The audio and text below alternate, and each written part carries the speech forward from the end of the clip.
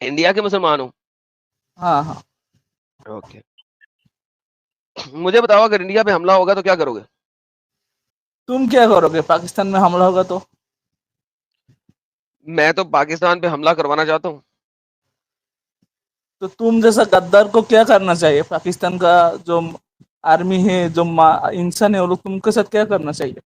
वो तो ऑलरेडी मुझे मारना। तुम्हारा टारगेट क्या है? तुम्हारा एम क्या है? तुम तो हिंदू के साथ मिलकर क्या करना चाह रहे हो? ओके, मुसलमान के मैं खिलाफ? भाई एक हाँ। Second, relax, take a what is chill, your take a chill. Aim in life? Why you doing ओ दिस थिंग? भाई, ओए इस्लाम, सबर कर रहे, जवाब तो ले ले। एक ही ओके दफा में ओके 10 सवाल करेगा तो जवाब कैसे लेगा? देखो, ओके। जैसे ही मैंने इस्लाम छोड़ा तो पाकिस्तान में हाँ मेरे खिलाफ निकल गए फतवे। हाँ 295 सी लग गई। अब जो हाँ। देश मुझे कत्ल करना चाहे, इस वजह से नहीं कि मैंने कोई चोरी कर ली है, मैंने कोई डाका डाल लिया है, मैंने किसी का कत्ल कर दिया है, इस वजह से नहीं मुझे कत्ल करना चाहे, बल्कि इस वजह से कत्ल करना चाहे कि ये जो स्टूपिड इडियोटिक आइडियोलॉजी है जिसको मैंने छोड़ दिया है, उसकी वजह से मुझे कत्ल करना चाहे, तो भाई ऐसे देश का इस धरती पे होने का कोई जवाब नहीं बनता। हम वाक और अभिव्यक्ति की स्वतंत्रता के बारे में भारतीय संविधान के अनुच्छेद 19 से पुरजोर समर्थन करते हैं। उदाहरणों, छवियों और संदर्भों सहित यह वीडियो केवल मनोरंजन, सूचना और शैक्षिक उद्देश्यों के लिए प्रदान किया गया है और चैनल किसी भी अवैध गतिविधियों को बढ़ावा या प्रोत्साहित नहीं करता है। हमारा मकसद केवल समाज जागरूक करना है। जय हिंद दोस्तों।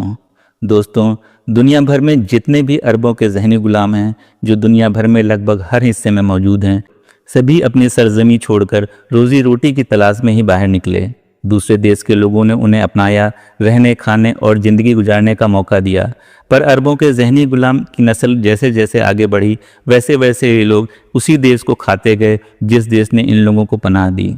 इसका सबसे बड़ा कारण है, इन अरबी गुलामों के लिए देशभक्ति नाम की कोई चीज़ ही नहीं होती।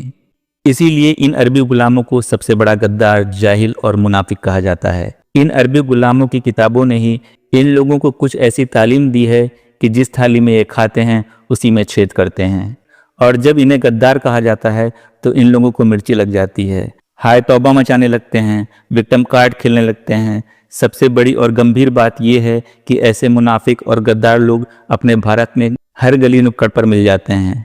आइए देखते हैं अपने एडम भाई इस बारे में क्या बता रहे हैं। दोस्तों, हम इस इस्लामिक कल्ट को अपने भारत से ख़त्म करना चाहते हैं, इसीलिए हमारा चैनल लोगों को जागरूक करने का काम करता है। हमारा चैनल किसी से भी आर्थिक मदद की मांग नहीं करता। आप सबका लाइक, शेयर और कमेंट करना ही हमारे लिए बहुत बड़ा सपोर्ट है। सो प्लीज़ हमारी हर वीडियो पर लाइक, शेयर और कमेंट अपना कर्तव्य समझकर जरूर करें। देखो, एक है इस्लाम के मुताबिक क्या है, एक है जो मुसलमान है जो कि बड़े अच्छे हैं। मुसलमान है जो बड़े अच्छे हैं क्योंकि वो इस्लाम पर नहीं चलते। एक अच्छा मुसलमान वो है जो इस्लाम पर नहीं चलता। अच्छा इंसान जो मुसलमान है वो है जो इस्लाम पर नहीं चलता। क्यों? क्योंकि इस्लाम के मुताबिक एक अच्छा मुसलमान इंडियन आर्मी में जा ही नहीं सकता, क्योंकि वो तो जहन्नमी बन जाएगा, वो तो जहन्नमी बन जाएगा। और इसी के लिए हदीस के मुताबिक इसी के लिए ये वाली आयत भी रिवील हुई थी। कौन सी आयत? चैप्टर नंबर 4 की आयत नंबर 97 इसी के लिए नाज़िल हुई थी। और बल्कि एक डिबेट हुई थी जिसमें मुफ्ती साहब को लेके आया था, वो मुफ्ती मोहम्मद समथिंग को। मैं वो डिबेट खोलता हूँ, किधर गई? मुफ्ती मोहम्मद एरम सीकर वर्सेस मुफ्ती मोहम्मद मुजम्मिल। ये मुफ्ती मोहम्मद मुजम्मिल के साथ जब बात हुई थी, वो एक बंदा था, उसके साथ डिबेट हो रही थी, फिर वो गया जाके अपने मुफ्ती साहब को लेके आया। जब वो मुफ्ती साहब को लेके आया तो मुफ्ती साहब से जब बात की, तो मुफ्ती साहब भी वही बात कर रहे हैं। तो ये देखिएगा कि ये देखिए, ये एक बंदा था जो हमसे बात कर रहा, डिबेट कर रहा है इसी टॉपिक के ऊपर, और फिर वो अपने मुफ्ती साहब को लेने चला गया था। फिर ये देखें। आपको बात करा रहा हूँ, जो हाँ, स्कॉलर है लाइए। उनसे बात कर रहा हूँ, ठीक है? ना स्कॉलर, लो स्कॉलर।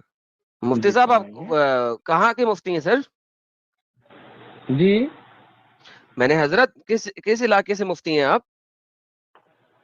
सहारनपुर से। माशाल्लाह माशाल्लाह, सुभान अल्लाह।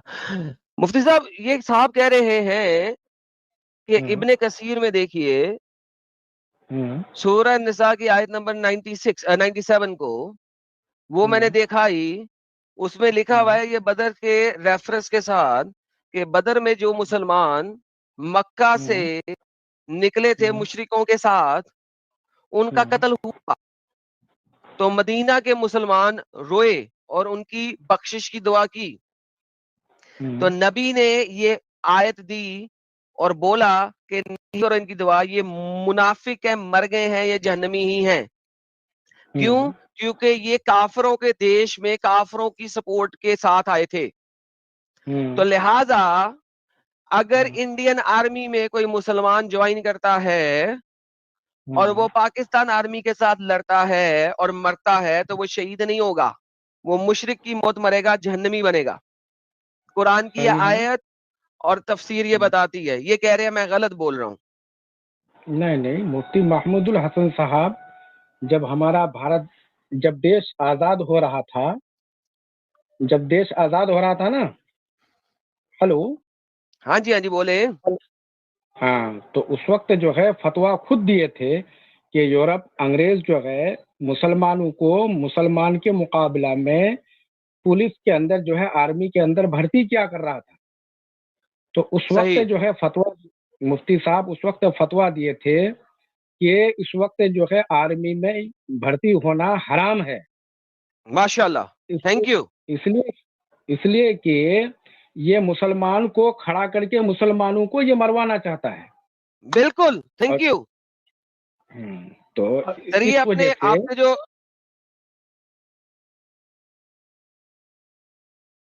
तो दोस्तों आप लोगों ने सुन लिया। अब ये मुफ्ती साहब की अपनी जुबानी। ये इंडियन मुफ्ती है, ये अब इंडियन मुफ्ती है महमूदुल हसन। अब मैं वही बताना चाह रहा हूं कि सर इस्लाम देश की तालीम ही नहीं देता। इस्लाम में देशभक्ति नाम की चीज ही कोई नहीं है।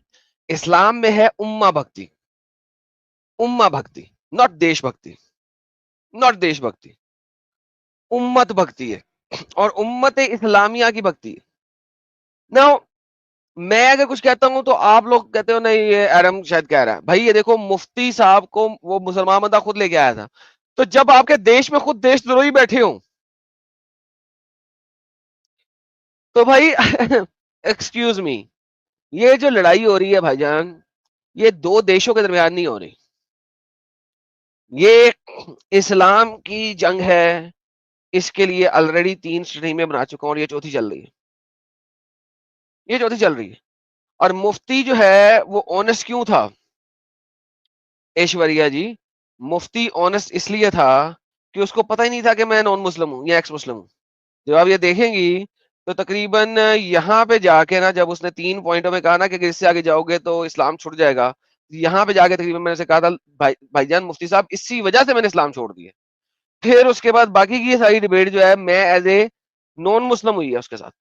तो आप देखोगे कि इस डिबेट में तीन सेगमेंट है।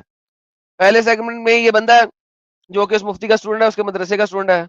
वो मदरसे में अपने मुफ्ती साहब का दरवाजा खड़का के मुफ्ती साहब को बाहर लाता है। फिर मुफ्ती साहब एग्री करते हैं मेरे साथ। फिर वो मेरे सवालों के जवाब में कहते हैं इसके आगे नहीं जाना, इसके आगे नहीं जाना, इसके आगे नहीं जाना। और फिर उसके बाद मैं कहता हूँ भाईजान इसी वजह से मैंने इस्लाम छोड़ दिया। और फिर एज ए एक्स मुस्लिम मुफ्ती साहब से बात होती है मजीद 30 मिनट्स। वो दिन और आज का दिन मुफ्ती साहब ने वापस आना था, नहीं आए। वो दिन और आज के दिन मुफ्ती साहब दोबारा वापस नहीं आए। मुझे कह के गए थे वापस आऊंगा, मगर दोबारा वापस नहीं आए। That's the reality of it. ये रियलिटी है, ये वो तल्ख हकीकत है। ये वो तल्ख हकीकत है कि इन लोगों को जो पढ़ लिख जाता है वो या तो डिसीव कर रहा है। मैं कहता हूं मुफ्ती इंडिया के 90% डिसीव कर रहे होते हैं अपने मुसलमान कौम को भी और हिंदू कौम को भी, 90%। जैसा कि सो कॉल्ड वाइज बंदा है और ऑनेस्ट बंदा है जो कि फिर आया हुआ बैक स्टेज में, ये भी डिसीवर है। ये डिसीवर्स के आला मकसद में फायज है। ना अरबी पढ़नी आती है, ना कॉन्टेक्स्ट का कुछ पता है, लेकिन कुछ चीजों को हदीस में से मानते हुए हदीस को रिजेक्ट कर रहा। मिस्टर एम इस्लाम, हाँ, आपका जो टॉपिक से उसके ऊपर आप कुछ बोलना चाह रहे हैं, क्वेश्चन करना चाह रहे हैं, उस बारे में थोड़ा बात करना चाह रहा हूँ। करें सर, बात करें। आप पहले क्वेश्चन करिए मेरे को स्पेसिफिकली।